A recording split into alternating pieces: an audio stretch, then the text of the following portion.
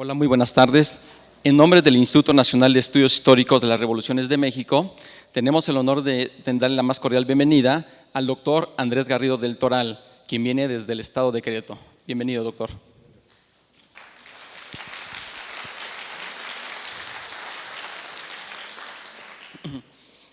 El doctor Andrés Garrido del Toral es licenciado en Derecho y máster en Administración Pública por la Universidad Autónoma de Querétaro, con menciones honoríficas y medalla al mérito académico.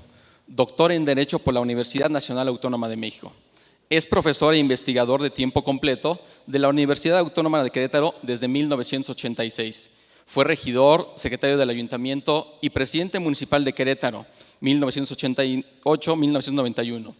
Fue presidente fundador del Instituto de Investigaciones Legislativas de Querétaro. Actualmente es cronista oficial de ese estado, presidente del Instituto de Estudios Constitucionales de la misma entidad y consejero asesor del Comité para la Conmemoración del Centenario de la Constitución. Autor de más de 30 libros en autoría y coautoría sobre historia local y nacional y sobre derecho constitucional y derecho administrativo, entre ellos. Tenemos Maximiliano en Querétaro, Querétaro en el siglo XX, personajes de la vida cotidiana, quienes hicieron historia y los que permanecen en la memoria popular. Derecho administrativo estructural, un estudio jurídico sobre la administración pública federal y la local, entre otros libros. Demos la más cordial bienvenida al doctor Andrés Garrido del Toral, quien va a exponer en esta quinta sesión las constituciones centralistas. Adelante. Gracias, doctor Burgoa. Muy amables por su asistencia en martes a las 6 de la tarde.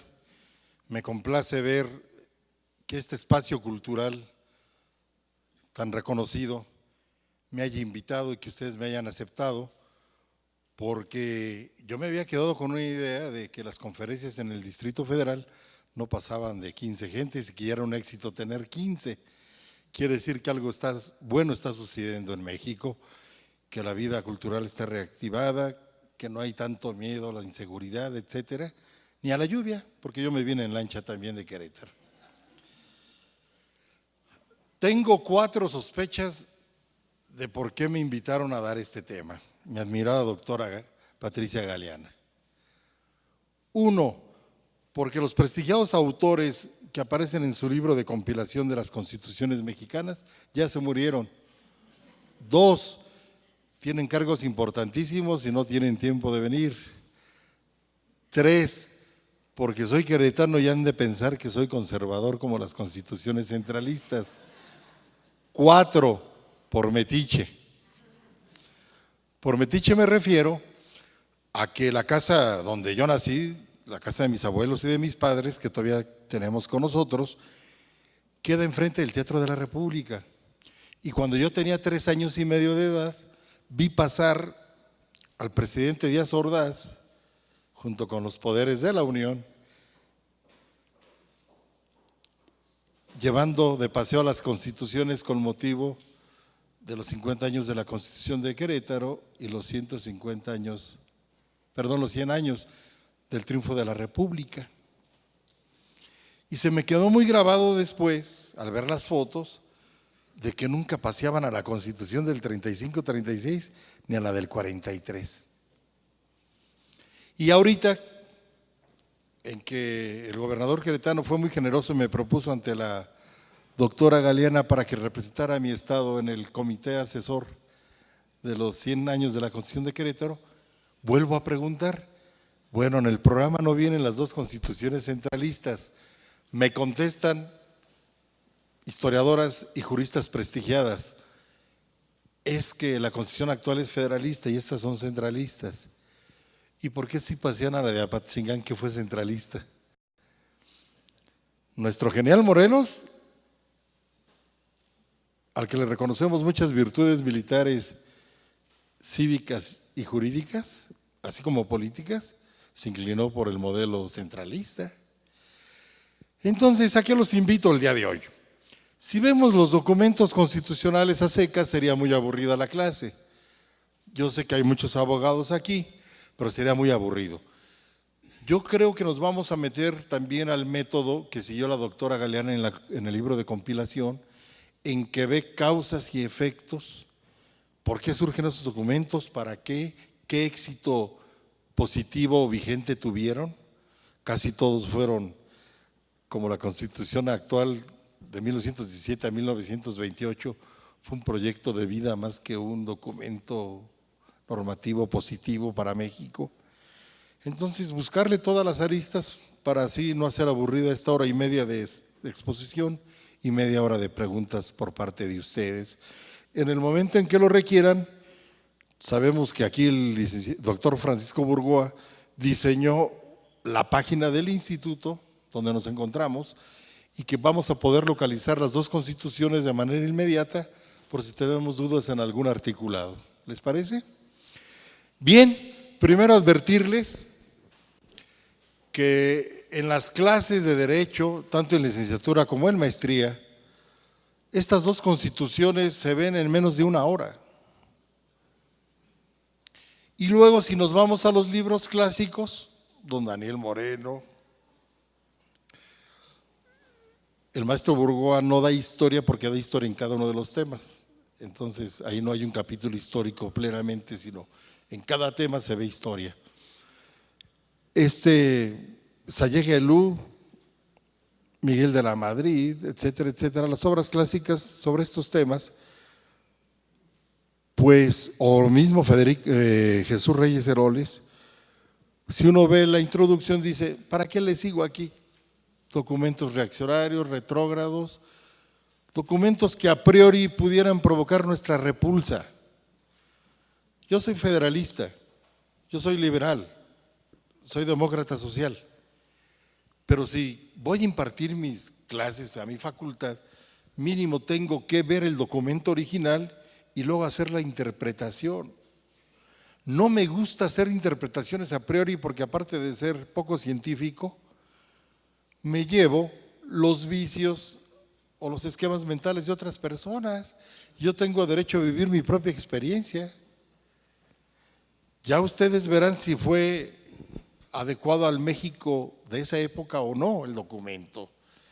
Pero nuestra obligación en un curso tan bueno y tan exitoso como el que están llevando aquí, este curso de verano 2014, pues cuando menos conocer los documentos en lo que se puede en estas 2 horas. Pero también ustedes ya tienen materiales cibernéticos para seguir reflexionando sobre ellos en su casa.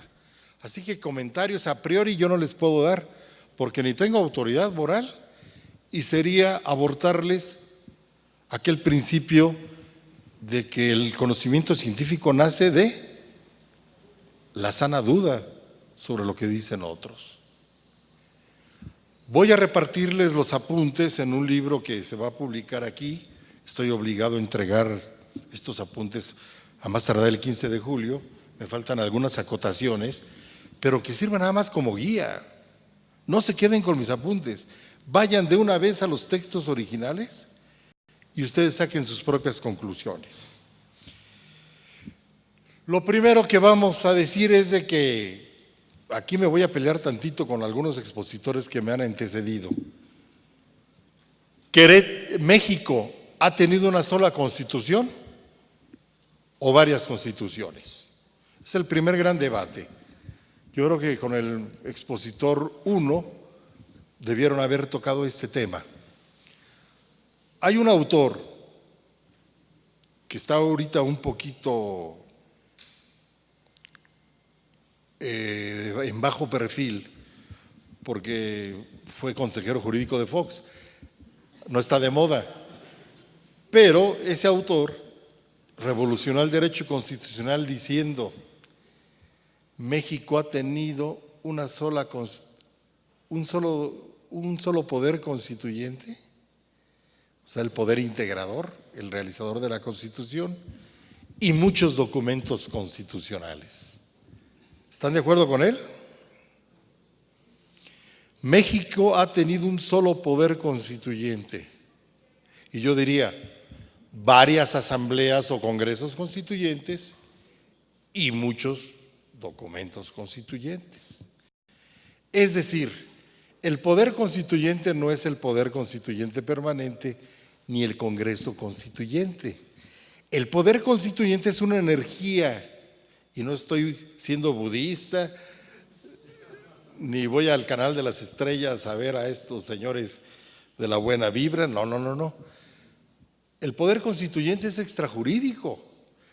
Crea normas, sí, pero es una potencia superior a la norma, que es capaz de crearla, transformarla. Entonces México ha tenido un solo poder constituyente fruto de su soberanía, el cual se ha manifestado a través de varios congresos constituyentes o asambleas constituyentes y lógicamente que ha tenido varios documentos constitucionales, pero ha tenido una sola constitución. No se me queden viendo feo. Una sola constitución significa una sola integración que se ha modificado dependiendo de la época, a veces por gente sin escrúpulos para su provecho, para una oligarquía, a veces pensando en la sociedad como Morelos o como los hombres de la Reforma que eran una minoría, pero sí podemos decir, siguiendo a Ferdinand Lassalle, que la Constitución es la suma de factores de los poderes reales. Entonces los invito a hacer estas reflexiones y yo me quedaría con que tenemos una sola Constitución y varios documentos constitucionales. A tal grado que motivo a mis alumnos para que no vean esto como un momento arqueológico, de esculcar en el pasado, de estar apegados a lo anterior y no sacar nada para el presente o para el futuro. Vean, siguiendo esta teoría de que tenemos una sola Constitución y varios documentos constitucionales, me atrevo a decir lo siguiente, y no pocos se atreven. En caso de que se presente un caso concreto, un asunto concreto, y no lo resuelva la Constitución actual con todas sus reformas, podemos acudir a las constituciones anteriores porque no fueron derogadas, no fueron abrogadas, es decir, totalmente, fueron derogadas en lo que se oponen a la presente.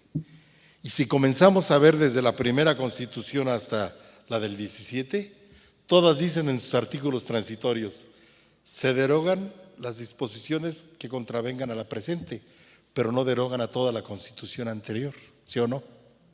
Entonces, en los textos originales y reformados de las constituciones anteriores, pudiéramos encontrar la respuesta a un problema constitucional que se nos presente en el actual.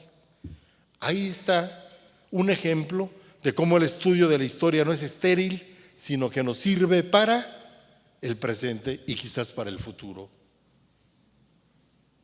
Esto lo reflexiono sobre todo en la cátedra de interpretación constitucional.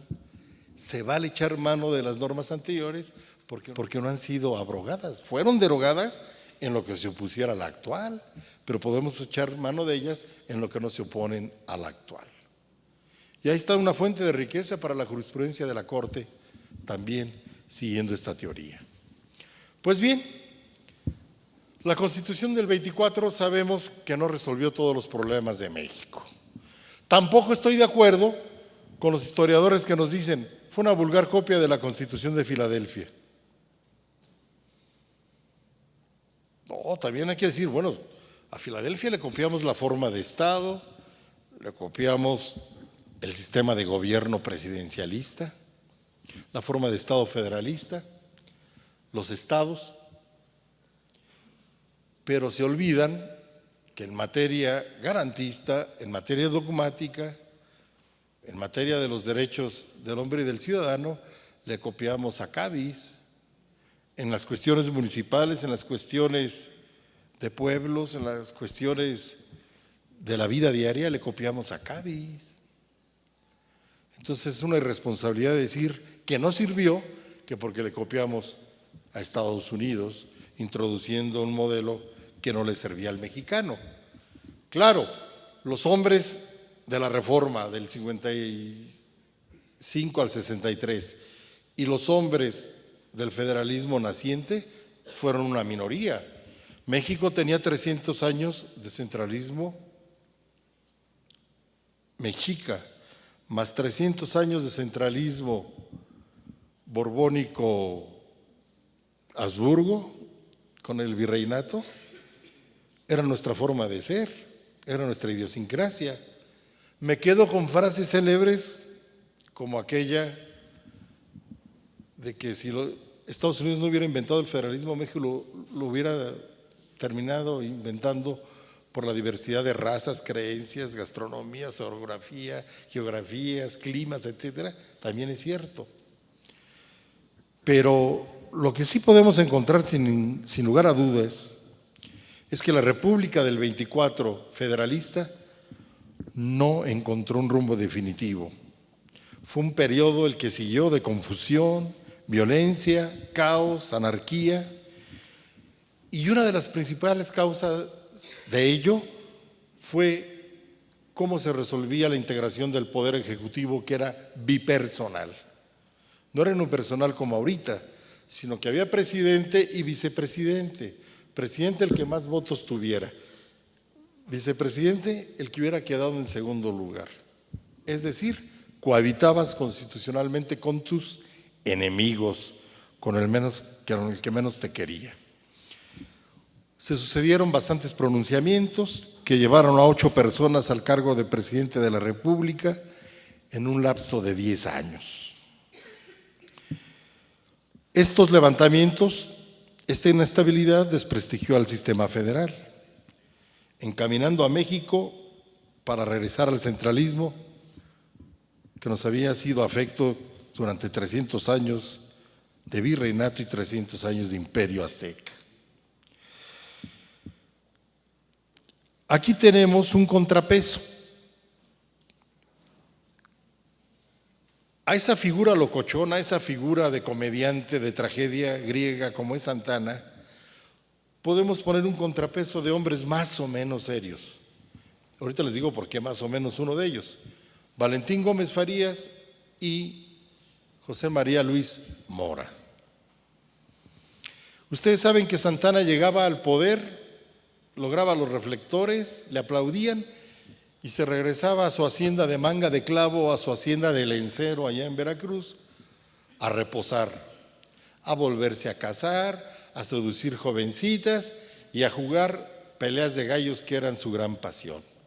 Y solamente regresaba a la escena pública nacional cuando había reflectores. Era un comediante que gustaba mucho de la escena. Entonces, ¿quién se quedaba en su lugar? Pues el vicepresidente en turno, en este caso, Valentín Gómez Farías. A Santana no le importaba llegar por el sistema federal o por los centralistas.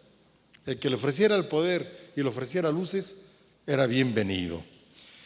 Entonces, en una de sus tantas ausencias, Gómez Farías quiere encontrarle un rumbo a México y junto con José María Luis Mora proponen la prerreforma.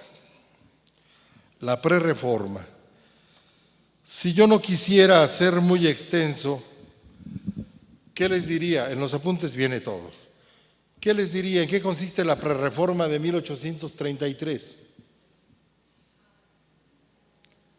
Quitar al clero de la materia educativa, quitar intervención, lograr la separación del Estado con la Iglesia, libertad absoluta de opiniones y supresión de leyes represivas de la prensa, abolición de fueros y privilegios en favor del clero y la milicia, supresión de las instituciones monásticas, incluyendo las de monjas, clasificación, reconocimiento y consolidación de la deuda pública, pero sobre todo lo que le pegaba a la oligarquía mexicana, ¿cuál era? La supresión de fueros y privilegios en favor de unos cuantos. Lógicamente que Santana regresó. ¿Santana regresó para qué? Pues para regañar y desbancar y derogar todas las disposiciones que había hecho suyas Valentín Gómez Farías. Y aquí viene la simulación mexicana, ¿no? El Congreso de la Unión, sin tener competencia, se autoproclama como Congreso Constituyente. El 2 de mayo de 1835 se expide una ley que argumentaba que en el Congreso General residen por voluntad de la nación facultades extraconstitucionales necesarias para hacer en la Constitución de 1824 cuantas alteraciones crea convenientes al bien de la misma nación sin las trabas y moratorias que la Constitución del 24 prescribe. ¿Cómo ven? La Constitución del 24 exageró cuando en su artículo 170, 171 y 168 limitó a las futuras generaciones mexicanas de que no podía hacerse reformas sino pasados tal número de años. Pero así como es antiético que una constitución esclavice o encadena a las futuras generaciones que tengan que hacer las reformas que se requieran, pues también así es de autocrático y de arbitrario el que un constituyente, el que un órgano ordinario como es el Congreso de la Unión se haya autoproclamado como Congreso Constituyente, crea unas bases para reorganizar México y con esas bases dictan una nueva Constitución que serían las famosas 7 leyes constitucionales de México. Le empezamos a correr la siguiente página, por favor. Sí, gracias. La siguiente página, por favor.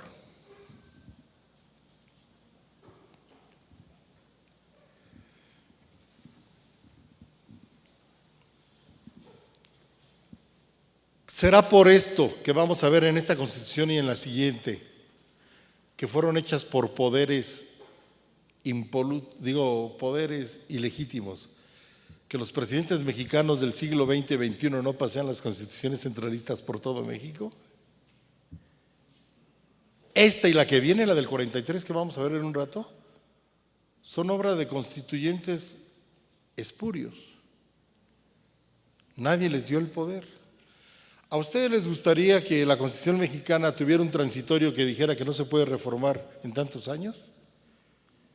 Es malo tener reformitis, sobre todo cuando eran a capricho del gobernante en turno, pero también es ilegítimo condenar a las generaciones siguientes a vivir con un molde constitucional que ya no necesitan.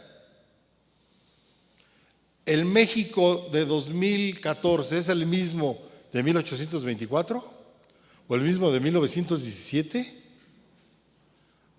Una pregunta a los señores.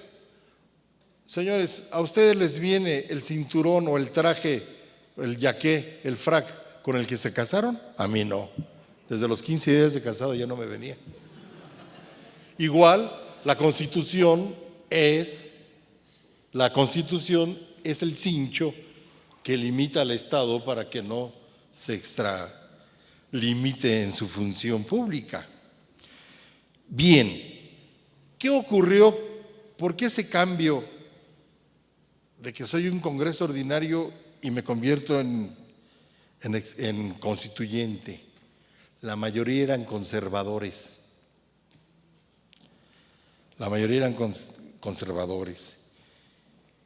Se presentan 2 proyectos de constitución, de reforma. Pero vean qué miembros tenía: Francisco Manuel Sánchez de Tagle, Antonio Pacheco Leal, José María Cuevas, José Ignacio de Anzorena y Miguel Valentín. ¿Qué le pasa a este documento? Bueno, espurio y no, tiene sus cosas buenas. Cada quien se queda con la idea, total, yo no voy a hacer examen, ustedes tienen libre conciencia, el chiste es conocer el documento y que ustedes saquen las mejores conclusiones. Lo primero novedoso es que no fue una sola ley, fueron 7. Y sí, cada una de ellas, unas más pequeñas, unas más grandes, comienzan del artículo 1. ¿Por qué todos los autores le ponemos las 7 leyes constitucionales 1835-1824? 1836, como si no supiéramos, porque la primera fue dada en diciembre del 35 y la última en diciembre del 36, o sea que es imposible fecharlas. Bien, entonces son 7 cuerpos legales. Implantaron la forma de Estado centralista. ¿Qué significa esto? Federación, sabemos que es un conjunto de Estados miembros que conservan su soberanía interior, pero delegan su soberanía exterior en favor de un poder general. En cambio, en el Estado unitario, homogéneo o centralista, el poder se localiza en una determinada zona geográfica. Hay divisiones territoriales que obedecen más a un efecto administrativo que político. El poder no se descentraliza ni se desconcentra. A lo mucho se crean ventanillas únicas. Las divisiones territoriales carecen de soberanía interior, mucho más carecen de soberanía exterior. A lo mucho tienen autonomía, no tienen constitución local. Hay un solo cuerpo normativo para todas ellas, como si todas tuvieran las mismas necesidades. Este es el Estado centralista. Lógicamente, que al tener la forma de Estado centralista, no federalista, ya no van a existir los estados, sino los departamentos. Con Iturbide, con Maximiliano y con las constituciones que vamos a ver hoy, desaparecieron los estados miembros de la Federación Mexicana y se transformaron en departamentos. Qué feo nombre. Acuérdense que los centralistas seguían al rito masónico escocés, cuyo modelo era Europa, pero no la Europa más civilizada, la Europa más conservadora. Y los masones del rito de York tenían un modelo pro-norteamericano de vida. Los federalistas, York. Los escoceses, centralistas. Todavía añorando a la vieja España, etcétera, etcétera. Cuidado, en la Constitución del 24 y en la del 35, 36 y del 43 se repite la tontería de confundir a la forma de Estado con la forma de gobierno. Federación es forma de Estado, no forma de gobierno. Y nuestra Constitución actual la sigue llamando forma de gobierno por un error ancestral de la falta de formación de nuestros constituyentes. Así de fácil. ¿Cuál es el nombre genérico a este conjunto de formas? Formas políticas, es decir, la manera en que se distribuye, crea o extingue el poder. Las formas políticas consisten en forma de Estado, formas de gobierno, sistemas de gobierno, sistemas políticos. 3 de ellos son estudiados por el derecho constitucional. El sistema político es estudiado por la ciencia política porque pertenece al mundo del ser, no del deber ser. Entonces, federación aquí en China es forma de Estado. ¿Qué diferencia la forma de Estado de la forma de gobierno? La forma de Estado te va a indicar cómo se organizan territorio, población, gobierno, orden jurídico, soberanía y el fin del Estado. En cambio, la forma de gobierno nada más te va a decir cómo nace, cómo se distribuye, cómo se ejerce y cómo se extingue el poder político. Nada más. Entonces, es mucho más importante la forma de Estado, a pesar de las limitaciones conceptuales de nuestros constituyentes. Claro, esta Constitución refrendó la forma de gobierno republicana y democrática, pero aquí entro en conflicto con varios autores. ¿Había un sistema de gobierno parlamentario? Con una ligereza digna de un show de Televisa, o de un debate PRI-PAN. Yo soy priista, pero hay debates light. Muchos autores que no han leído las constituciones originales siguen a los consagrados y dicen, las constituciones mexicanas fueron parlamentarias. Y así repiten nuestros jóvenes alumnos de licenciatura y maestría lo mismo, sin leer el documento. ¿Cómo sacas el sistema de gobierno? Bueno, primero vamos a decir qué es sistema de gobierno. Sistema de gobierno es el conjunto de relaciones de colaboración entre los poderes del Estado y últimamente entre los órganos constitucionales autónomos para alcanzar los fines del Estado. Y el sistema de gobierno es fruto de este sistema de colaboración.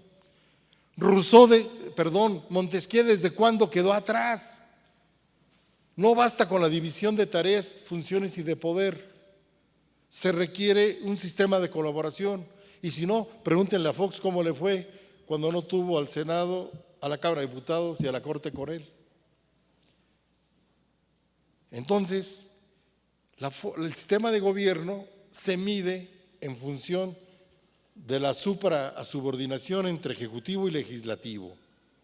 Ninguna constitución del mundo dice en su capítulo correspondiente, soy presidencialista, soy parlamentaria, soy semiparlamentaria, soy semipresidencialista, ninguna. La del 24 no fue parlamentaria, como dicen los ignorantes, tampoco la del 35-36 que voy a ver ahorita. Fueron presidencialistas, en menor medida que la actual. ¿Por qué fueron presidencialistas? Simplemente porque la del 24, ¿a quién la copiamos? A Estados Unidos. La palabra presidente nació en la India, sí, la palabra presidente nació en la India hace 10,000 años, pero la institución presidencial nació en Estados Unidos, es decir, jefe de Estado y jefe de gobierno radicados en la misma persona. Entonces, ¿cómo sacamos el concepto de parlamentario presidencialista? Estudiando las relaciones de colaboración, sobre todo entre legislativo y ejecutivo.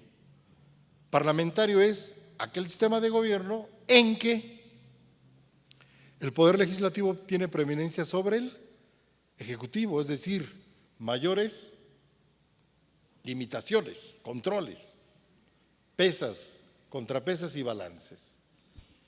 El presidencialista a su vez, es el sistema en que el poder ejecutivo tiene cierta preeminencia sobre el legislativo. Y aquí veo en la del 35-36 un sistema presidencialista, no federal, centralista, pero a fin de cuentas sistema presidencialista. Y ya sin el estorbo del vicepresidente electo en una fórmula contraria a la tuya. Este presidente de la Constitución del 35-36 se elegía de una manera muy entre cuates. Y luego, ¿por qué México es un país de gandallas? ¿Saben quién hizo el primer fraude electoral en lo que hoy es México? Hernán Cortés, en las playas de la antigua Veracruz, donde se autoerigió como capitán general de los 300 mugrosos que lo acompañaron. Y se creó el ayuntamiento de la Villa Rica de la Veracruz. ¿Y saben cuál fue el otro? Guerrero, frente a mi paisano Gómez Pedraza. Perdió las elecciones Guerrero. El segundo presidente mexicano utilizó el fraude. Bueno, esta constitución del 35-36 quiere componer el sistema y lo hizo más loco. ¿Quién podía ser presidente? Un cuate que ganara 4,000 pesos al año de rentas materiales o intelectuales. Es decir, por si eres un profesor, un abogado o un médico muy exitoso, ¿no? Profesiones liberales le llamaban, o terrateniente, o cura, calavera. 4,000 pesos al año si querías ser candidato a presidente de la República. ¿Te proponían quién? Los miembros de la oligarquía con este sistema. El del 24 ya lo vieron. Con este sistema tenían que proponerte el consejo de gobierno, que eran tus cuates que tú habías electo, 17 cuates tuyos, que te propusieran la Corte y el Senado. Y después las juntas departamentales las antiguas legislaturas de los estados en el sistema federal, te iban a elegir. Pues, ¿quién ganaba? Unos cuantos. Por eso México, país de corrupción, estaba entre unos cuantos la dirección del país. ¿Quiénes ganaban 4,000 pesos al año? Serían como 40 millones ahorita. 14 familias. Luego, que te conocieran en ese país mal comunicado,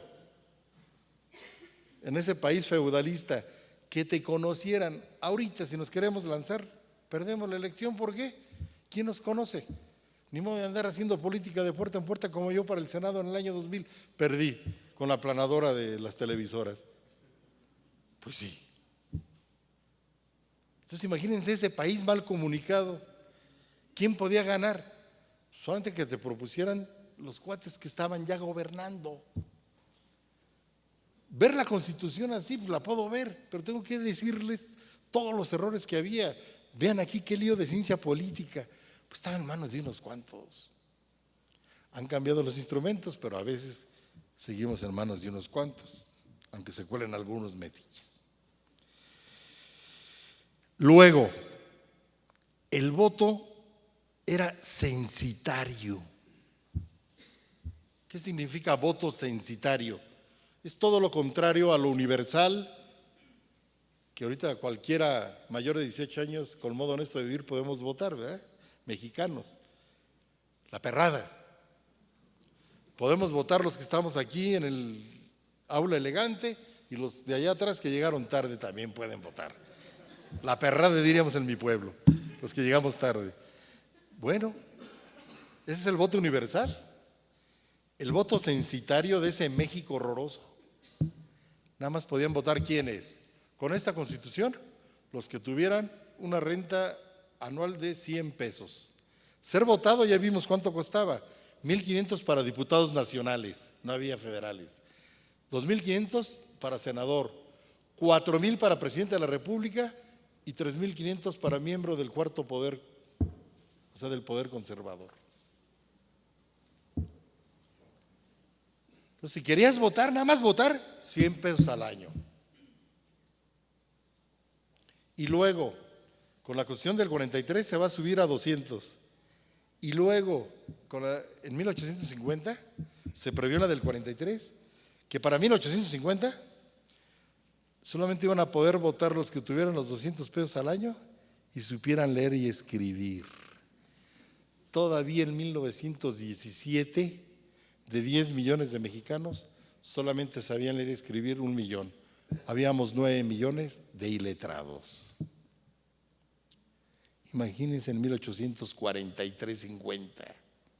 ¿Quién votaba? ¿Quién tenía la política de su lado? ¿Quién tenía la decisión? Unos cuantos. El que quiera profundizar, lea el libro de México de un solo hombre, de Enrique González Pedrero, tomo 1 y tomo 2. No nada más pinta Santana, no, pinta al país entero con datos muy certeros. Entonces no había estados, había departamentos. ¿Sabe quién elegía a los gobernadores?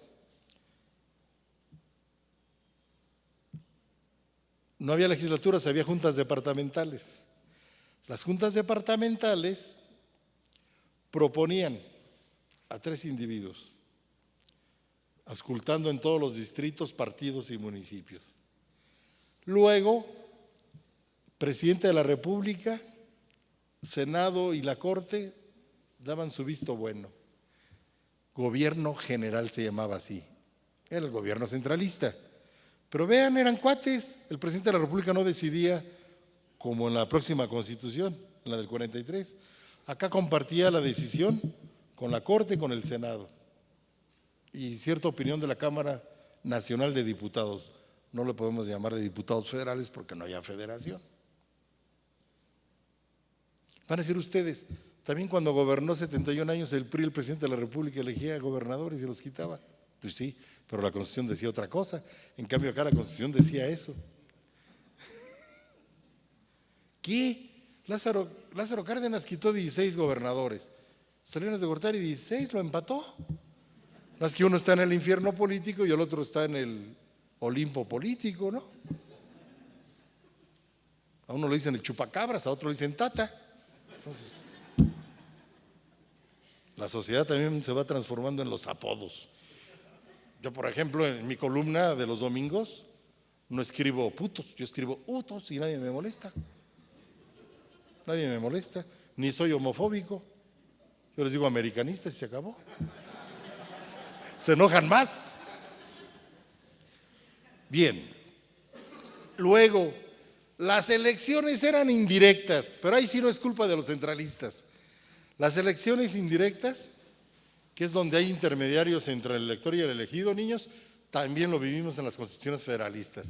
La primera elección directa que hubo en México fue la de Madero contra contra Porfirio Díaz, la de 1911, no la del 10, perdón, la de 1911.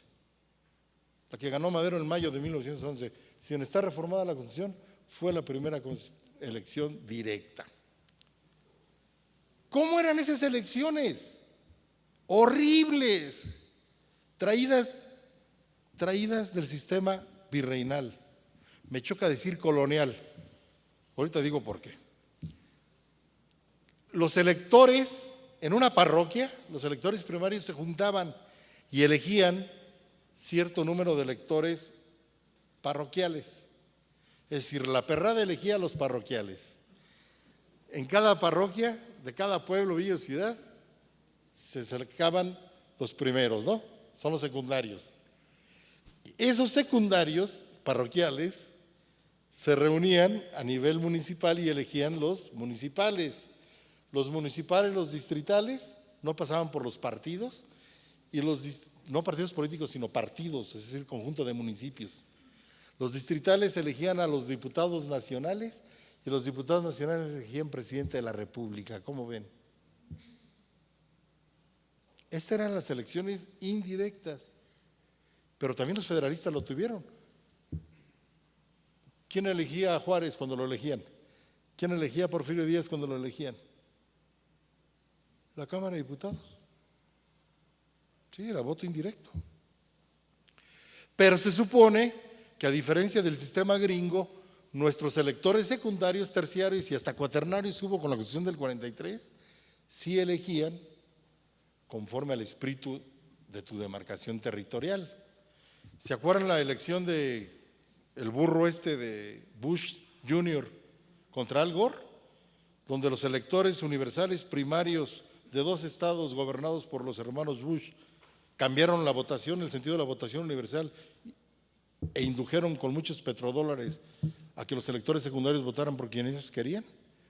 Cuando menos México registraba el que sí hubiera, ¿ya tan pronto? ¿Tarjeta amarilla o qué? Por mis imprudencias políticas. Bien. Elecciones indirectas. ¿Cuál es el peligro de una elección indirecta? Que el elector secundario no respete la voluntad del elector primario. Y no siempre 2 más 2 son 4. Bueno, ¿qué cosas amables tiene esta Constitución? El primer catálogo de garantías individuales, no pidamos sociales, individuales, ordenadito en una Constitución mexicana. En la Carta de Morelos, en los Sentimientos de la Nación, que es obra literaria, y en la mal llamada Constitución de Apatzingán, estuvieron regadas por todo el texto. También en la Constitución del 24, ¿verdad? Estuvieron regadas por todo el texto. Era como una especie de salpicón, y no yucateco con venado, sino queretano o chilango con carne de res. Yo he ido aquí al Rincón del Sureste cuando era rico, iba yo ahí y era de venado, así me lo vendían. En la Buenos Aires, quién sabe cómo sea. Pues bien, aquí sí, hacen el intento de que la primera ley, precisamente, sea la de derechos y obligaciones de los mexicanos. No le llaman garantías, eso se los hemos puesto nosotros que seguimos a Cádiz. Warranty del derecho anglosajón, no, ellos le llaman derechos, pero tampoco le llaman derechos humanos, tampoco le llaman derechos del pueblo mexicano. Eso vendrá en la Constitución del 57. Y ni pensar derechos sociales y mucho menos garantías sociales. Entonces nosotros, los hombres del siglo XX y XXI, somos los que le hemos puesto garantías a esto. Pues sí, son derechos subjetivos públicos, sobre todo en materia jurisdiccional. Ahora yo pregunto a todos esos merolicos que hablan de esta Constitución sin leerla, ¿cuántas grandes garantías tuvo? ¿Libertad? Sí. ¿Seguridad jurídica? Más o menos. ¿Y la otra? ¿Propiedad? Sí, en favor de unos cuantos. ¿Y cuál otra me falta? Respecto a la del 24. Igualdad. Igualdad, esa no la encuentro. ¿Y por qué no la encuentro? Simplemente desde que hay fueros y privilegios en favor de unos cuantos. ¿Quién pagaba más impuestos? ¿Los ricos o los jodidos? Como siempre, en la forma proporcional y equitativa que dictan las leyes. ¿Quiénes tenían tribunales particulares? Los militares, los clérigos y los terratenientes. Hágase la justicia en los bueyes de mi compadre. Justicia y gracia para mis amigos, para mis enemigos solamente justicia. ¿Había igualdad? Entonces, ni la menciono. ¿Para qué la buscamos? ¿Se acuerdan cómo comienza esta Constitución? En el nombre de Dios Todopoderoso. Pobre Cristo, si hubiera vivido, cuántas tonterías hemos cometido en nombre de Él, ¿verdad? Él era bien socialista, bien comunero. No dejó nada escrito para que no lo malinterpretaran. Mejor hubiera dejado algo escrito, chica. A ver, el supremo poder conservador, que es lo más famoso de esta carta, formado por 5 individuos que podían ser reelectos, que eran irresponsables, tenían un fuero privilegiado y que solamente eran responsables ante Dios y la opinión pública. No podían ser reconvenidos por sus opiniones y decisiones. ¿Qué les parece estos 5 caballeros fantásticos? La figura es chocante para un México como el del siglo XX o XXI, pero sí sirvió para algo. Y ya lo dijo el licenciado, el doctor Francisco Burgoa, y ya lo dijeron muchos autores antes que él, de los estudiosos, no los merolicos. Es el primer antecedente de derecho procesal constitucional, es decir, derecho protector de la propia Constitución. ¿Cuál era la principal función del poder supremo conservador? Proteger la vigencia de la Constitución, y tenía competencia contra del poder legislativo, ejecutivo, judicial, los estados, cualquier autoridad. Podía cuestionar, vean, la salud mental o moral del presidente de la República. Pobre Jolopo con sus novias, pobre Fox con sus locuras y sus tlacuaches y sus toloache. Pobre Santana, por eso mandó desaparecer el poder supremo conservador. Podía quitar a la Corte, podía suprimir a la Corte hasta por 2 meses de funcionamiento. Sus decisiones constitucionales eran generales, derogaba o abrogaba leyes, no era como el amparo que es de efectos relativos. Y vean, el amparo surge en la Constitución yucateca de 1841. Este poder constituyente surge en el 35-36, inspirado en Napoleón Bonaparte y el buró de la Revolución Francesa. Ahora, solamente eran responsables o rendían cuentas a Dios y a la opinión pública. Aquí hay una tontería. Los que saben ciencia política, jóvenes, no es lo mismo opinión pública que opinión del público. Opinión pública es la profesional, la culta, la informada, la sistematizada, la científica, y opinión del público es la de todos nosotros. La opinión del público es la bola de 100 millones de mexicanos que nos creemos técnicos y le damos la alineación al Piojo Herrera. Y la opinión pública, ¿cuál es? La de unos cuantos bien informados. ¿Ustedes creen que este constituyente supo diferenciar las dos cosas? Es la opinión de la perrada, ¿verdad? La opinión del público, no la opinión pública. Y era una demagogia.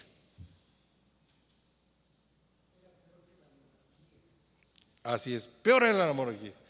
Siquiera la monarquía tenía, antes de entrar a la decadencia, pues eran gente que las formaban para ser gobernantes, ¿no? Como Felipe VI, ese se preparó, no como el papá que andaba de huilo en las afueras de Madrid o cazando elefantes.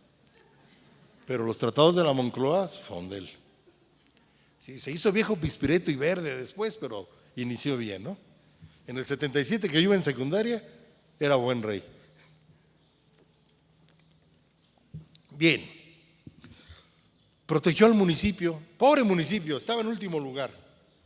Los departamentos se dividían en distritos, los distritos en partidos y los partidos en municipios. Y no había constituciones locales, los estados no existían, no había soberanía. Entonces había un solo estatuto político para todo el país. Vean, estados pequeños como Querétaro de 11,000 kilómetros cuadrados dividieron al departamento de Querétaro en distritos, 6 distritos y luego en 18 municipios. No había territorio para crear partidos. Los partidos se le dejaron a estados grandísimos, como Nuevo León y Tamaulipas, que eran uno solo, Coahuila, Texas, que eran uno solo. Entonces, niños, esto de departamento, distrito y partidos y luego municipios, cada demarcación lo utilizó según el Congreso General, no había Congreso de la Unión, lo hiciera. Es lo grave de un sistema centralista, de que las decisiones son unificadas y no todas las regiones tienen las mismas necesidades. Querétaro tiene necesidades diferentes a Guerrero, y Guerrero con Nuevo León, y Nuevo León con Jalisco, con Yucatán. Por eso yo no creo en el centralismo, ni siquiera político o administrativo, pero en fin.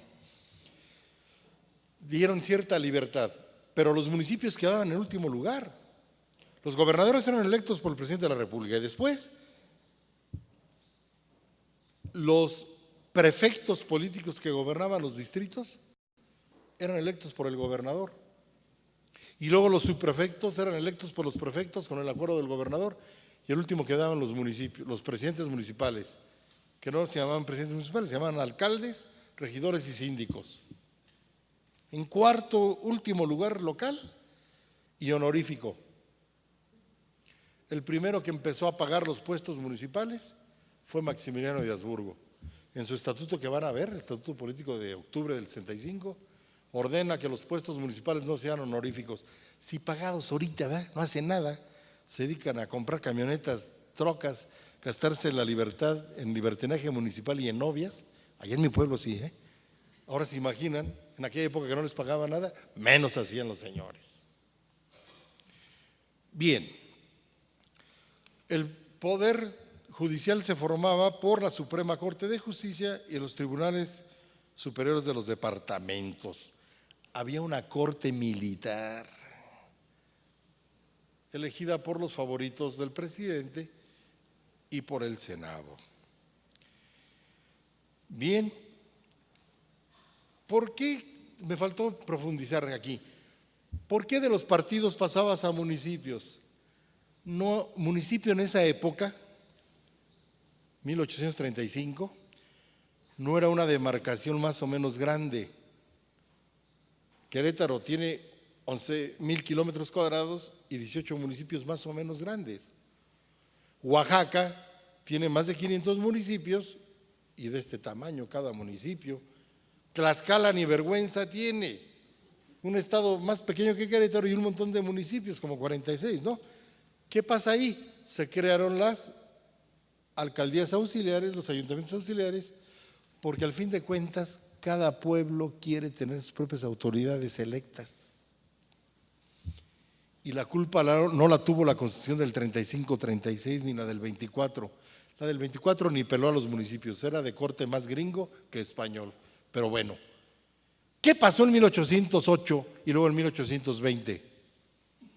La corona española, con el ánimo de apaciguar el afán insurgente de muchas regiones del país, de lo que hoy es México, dio libertad para que cada población que tuviera más de 1000 habitantes se convirtiera en municipio y tuviera sus propias autoridades, ¿no?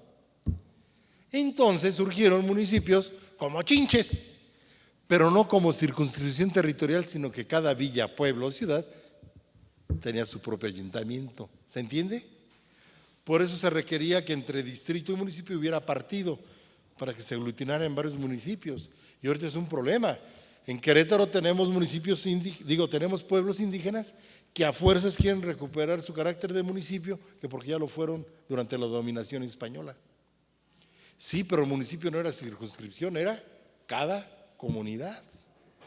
Y Oaxaca tiene el mismo problema, pero en grave. Y Tlaxcala. Tlaxcala lo resolvió creando los ayuntamientos auxiliares. ¿Alguna duda? ¿Ya se nos fue una hora? Ya se nos fue una hora. ¿Quieren un descanso de 1 minuto? No, yo sí quería fumar, pero bueno, ustedes mandan.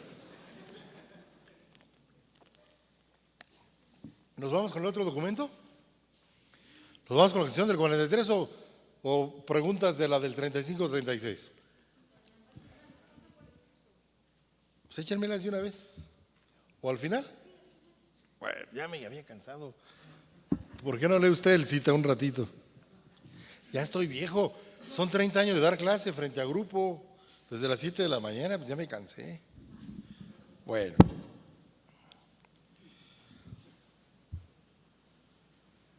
¿Qué dicen los mejores investigadores de la historia constitucional de México? Bola de sinvergüenzas nuestros prohombres de la historia. Los hombres del 35 al 43 realmente no querían hacer una nueva constitución, es decir, integración de esa nación que se llamaba México. Al final, ni siquiera querían constitución. Esa ya nos la brincamos ya. Vámonos hasta donde diga bases orgánicas del año 43. Ahí mero, gracias, Elcita. Soy muy desordenado, ¿verdad?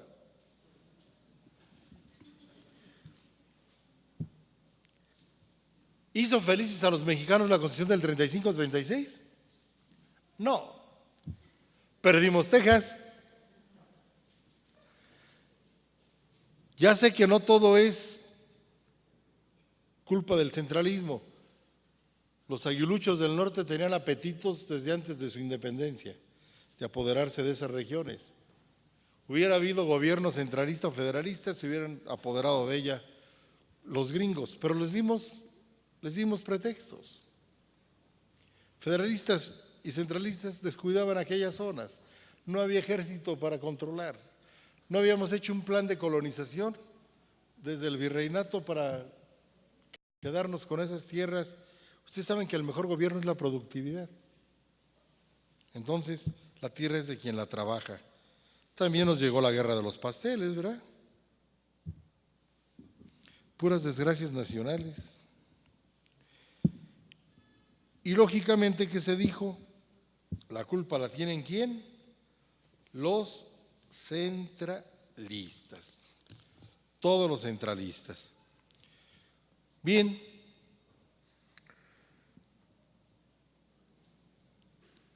Un presidente centralista muy famoso, Anastasio Bustamante, asusado por el inteligente Lucas Alamán, querían sostener bajo cualquier lugar el sistema central.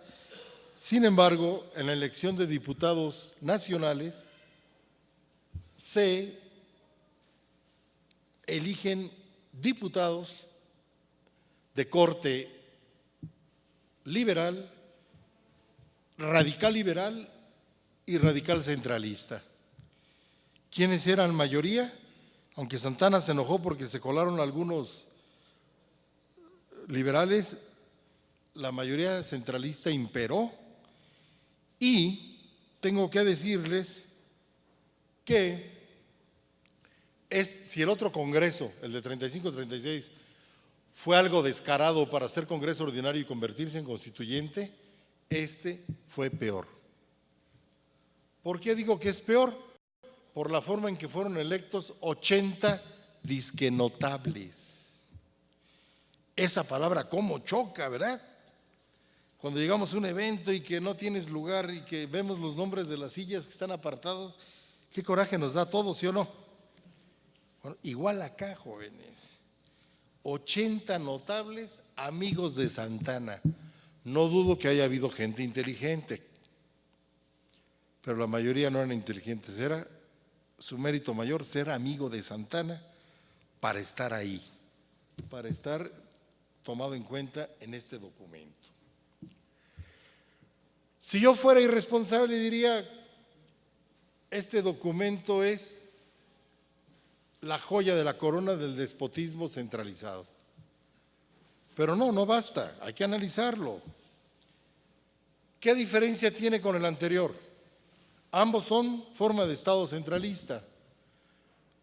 Ambos son con república democrática como forma de gobierno. Ambos, en lugar de tener estados, tienen departamentos. Pero aquí, las cosas despóticas, lo que nos cae gordo a los mexicanos del siglo XXI, se van a agudizar. Esta Constitución tiene visos más oligárquicos y plutocráticos que la del 35-36. Los requisitos para ser diputado nacional o senador bajaron. De 2.500 bajó a 2.000 máximo. Y de diputado federal de 1.500 bajó a 1.200. Pero para ser ciudadano con derecho a votar subió a 200 pesos de renta anual. Y tú buscabas que no votaran. Y lo que les dije hace rato, 7 años podían votar todo el mundo que tuviera 200 pesos. A partir de 1850 solamente los que tuvieran, que supieran leer y escribir aparte de los 200 pesos. ¿Cuántos mexicanos podían votar? Y aquí, ahora sí, se descaró Santana. Los 80 notables amigos de él que hicieron esta Constitución eliminaron al Supremo Poder Constituyente. Si yo fuera italiano, ¿qué diría? ¡Porca vita! ¿Por qué? Su sangronada de convertirse en poder constituyente en lugar de Congreso ordinario. La lograron, la consiguieron ¿de quién? Del Supremo Poder Conservador. El Supremo Poder Conservador, entre su competencia, podía interpretar la Constitución y ponerla a modo de los que tenían el poder político. A estos desgraciados les dio permiso de ser constituyentes y lo primero que hacen es eliminar el poder constituyente, poder conservador. Es decir, Santana quería gobernar sin las limitaciones que para él representaba para sus arbitrariedades el Supremo Poder Conservador.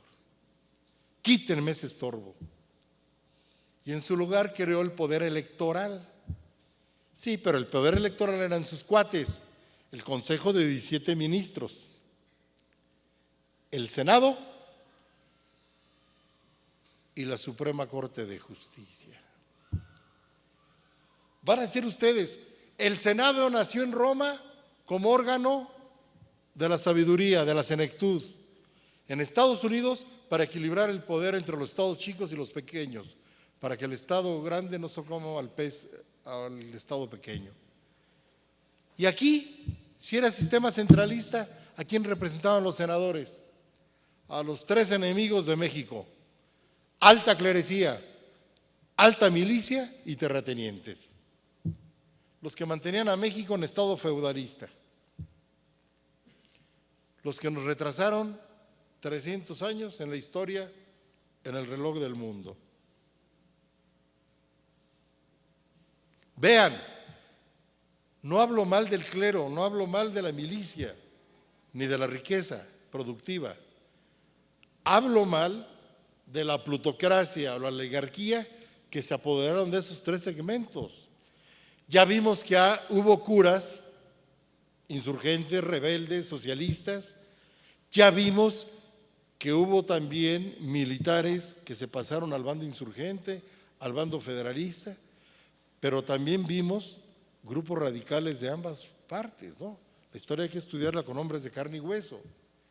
Si les dijera yo que en la primera constitución centralista, gente que teníamos acá como Nicolás Bravo, antiguo héroe de la independencia y que todavía tiene calles en Querétaro, fue de los que mandaron fusilar a Guerrero y se volvió bien centralista. Valentín Gómez Farías, nuestro héroe de la prerreforma, nuestro federalista por excelencia, fue enviado gringo, agente gringo en 1846-48 para sostener la guerra contra Estados Unidos y que Estados Unidos le siguiéramos picando la cresta para no parar con los tratados de Guadalupe Hidalgo en Querétaro, sino que la frontera llegara no a Matehuala, San Luis Potosí, sino hasta Chiapas. Valentín Gómez Farías fue un agente gringo para continuar la guerra con el objeto que Estados Unidos se apoderara de todo México. Yo no lo invento. Están los libros, están los documentos, las cartas comprometedoras de él y de Lorenzo de Zavala en Austin, Texas, y las descubrió de un archivo secreto José Fuentes Mares, insigne historiador de Chihuahua. Pues, ¿qué porquería de país éramos o somos? Por eso nos han dicho que los kafkianos en México serían costumbristas, no seres exóticos. ¿Qué más tiene esta Constitución?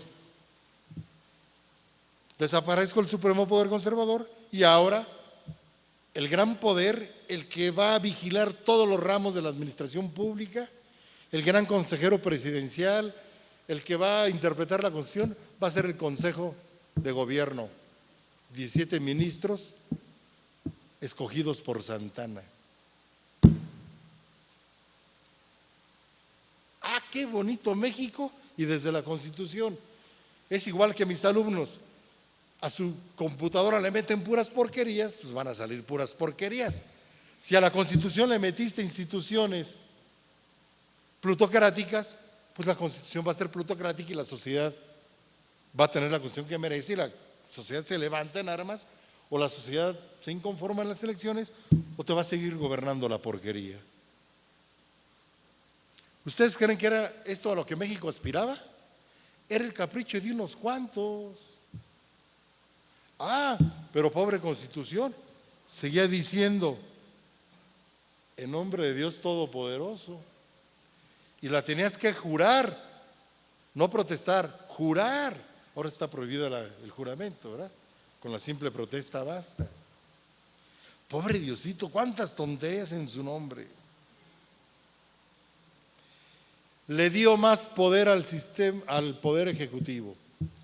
Esta Constitución no es presidencialista, no. Presidencialista a la gringa. Esta Constitución es presidencialismo. El maestro Carpizo y otros grandes dicen que el que inventó el presidencialismo en México fue Lázaro Cárdenas, que arrogó en favor del presidente todos los poderes constitucionales y metaconstitucionales. Pero aquí Santana le dio todo el poder al Ejecutivo, casi dictador, lo que él era, con constitución o sin constitución. Tenía una gran cantidad de facultades del Ejecutivo sobre la competencia del Poder Legislativo, incluyendo el poder de veto, pero reforzadísimo. Y también podía juzgar el presidente por responsabilidad oficial, es decir, juicio político, a los ministros de la Corte. Y había cortes militares para los cuates, tribunales especiales para los cuates. Ningún juicio podía tener más de 3 instancias, como actualmente es. Pero acuérdense que la tercera instancia no es el juicio de amparo. Los litigantes, los que veo aquí que rebasan de los 60 años, conocieron tribunales civiles y mercantiles de alzada. Y varios conocieron los tribunales penales de súplica. Eso era antes del amparo, sobre todo para pena de muerte. Todavía en 1954 hubo en Querétaro ese tipo de tercera instancia. El amparo es un tarugo, según el maestro Burgoa, el que lo considere recurso, y más de alzada. Bueno, aquí ya había 3 instancias, pero el presidente podía mover como quisiera a la Corte Militar y a la Suprema Corte de Justicia. Esta Constitución, desgraciadamente, fue un producto militar que necesariamente provocó un despotismo constitucional. ¿Cuál fue la consecuencia grande de esto? Ahora sí, no nada más la pérdida de Texas. Con esta Constitución perdimos 2 millones de kilómetros cuadrados, ¿verdad? Y no los vendimos por una caja de Coca-Colas ni una bolsa de hamburguesas. Y estoy hablando de mexicanos de la talla de Manuel de la Peña y Peña, nuestro héroe frente a los gringos, presidente de la República que cambió la residencia de los poderes a Querétaro y que comía sopa de habas.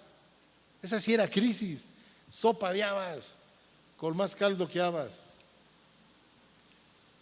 Vean otros insignes mexicanos aquí, Manuel Baranda, Pánfilo Barazorda, Pedro Escobedo, que ahora tiene un municipio en Querétaro y fundador aquí de la Academia Nacional de Medicina, Manuel Paino, nuestro ilustre literato, Andrés Quintana Roo, mi tocayo, héroe de la independencia y novio y esposo de la Leona Vicario, y el mismísimo arzobispo de México. No vine a dar esta charla hereje con un ánimo arqueológico. La vine a dar para despertar conciencia de que la historia es útil. Si no la conoces, puedes repetir los mismos errores. Muchas gracias, me callo y ustedes me van a preguntar lo que quieran.